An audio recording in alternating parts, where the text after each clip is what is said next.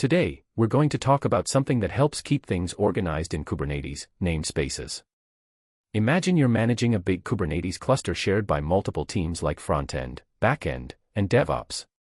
If everyone just throws their pods, services, and deployments into the same bucket, it's chaos.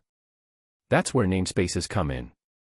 Namespaces allow you to divide cluster resources between different users or teams, like creating virtual fences. Each namespace has its own set of resources. A pod in one namespace can't accidentally mess with a pod in another. Kubernetes comes with a few default namespaces out of the box. For example, default namespace where your resources go if you don't specify anything.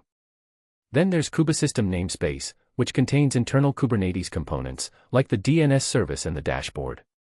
Kube-public is another one. It's readable by all users, even unauthenticated ones. It is usually used for cluster-wide info, like public config maps.